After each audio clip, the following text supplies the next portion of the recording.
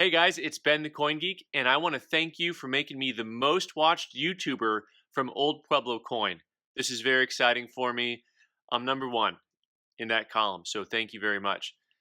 I get a lot of questions when I submit coins for uh, resubmit coins in either a crackout form or crossover form. And it's some of the most popular videos that I make, and a lot of people have asked me, they've contacted me and said, hey, when do you choose, how do you choose to cross a coin over or crack it out? So let me clarify something. So a crossover is when you take a coin that's already certified and you send it to a different company, and then they look at it, that new company, and they decide either I agree with the grade of the other company and they cross it over into their holder, or hopefully they will upgrade it, or they will send it back to you and it'll say, you know what, not up to our standard, not up to our standard. I had a customer who said he submitted 3 coins to NGC that were in PCGS holders. None of them crossed over. And he called NGC, and NGC said, well, our standards are higher. Okay, so this is really fascinating to me because I know you PCGS collectors out there really like think, well, that's blasphemy. Of course, PCGS is the more strict grading company. And the cynic in me is saying, well, of course that's NGC's answer. And this is maybe why I crack coins out instead of cross them over, right? So if you're trying to cross a coin over, you're basically showing your hand to the dealer, so to speak, to your competition, right? Like if it's a poker analogy, you're like showing your hand and then placing your bet. So if you're sending a coin over to NGC from PCGS, they're going to look at it and they're going to be a lot more critical because they already know what PCGS said. And I think the same is true the other way around. You know, PCGS, if you send a coin over in an NGC holder, then PCGS is already going to know what NGC said.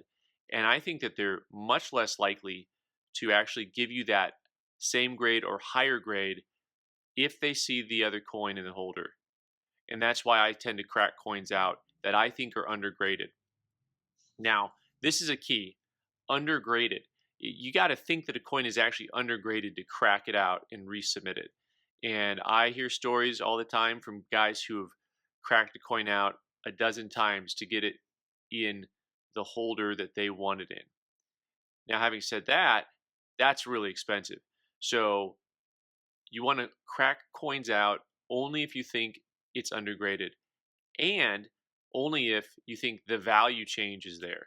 In other words, you don't want to take a coin, accommodate Morgan dollar, that goes from MS63 and you think it's an MS64, and you're going to spend 30 or 40 bucks to get it recertified, and it goes from $40 to $50. Like, that doesn't make any sense. You want to find coins, generally speaking, that have a large enough spread in value that if it comes back that higher grade, then you've actually done something for yourself as far as the value goes. So you want a coin that goes from $100 to $300 from one grade to the next. That's a candidate for a crackout, you know. But you need to be critical. You can't just look at the price. Like, I've had guys who say, this coin is worth so much more in this next grade, I got to crack it out. And I'm looking at the coin and saying, it's lucky to be in that grade. I mean, like, this is not a coin you want to crack out. So anyway, the difference between a crossover and a crackout, and when you do it, I believe in cracking out coins way before crossover.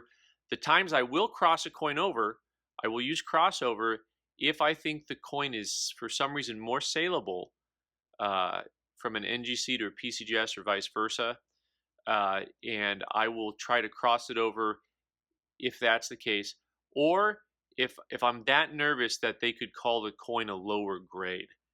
Like, I've had several coins that I've sent in that were lovely coins that came back a grade lower, and it just ruined my day. Really did. So sometimes I will get a little conservative if I'm feeling a little nervous about it because of the value difference. Like, if it's already an expensive coin and I don't want to take the risk to see the coin drop in price, sometimes then I'll use a crossover and just hope that they either cross it over or upgrade it at that point. But I still don't do it that often. You know, I just kind of take my licks. I send coins in, and I'm going to have some that are disappointing, and I'm going to have some that are going to come back a grade that I'm excited about. So anyway, there you have it. That is a little bit about crossing over versus cracking out, when to do which one. Leave your comments in the comment section. Let me know which one you prefer doing, if you do either, if you had success crossing over, because to me that's a less successful strategy. I'm Ben the Coin Geek. Thanks for watching, and you can subscribe by clicking on this button and watch more videos on this side of the screen. Thanks.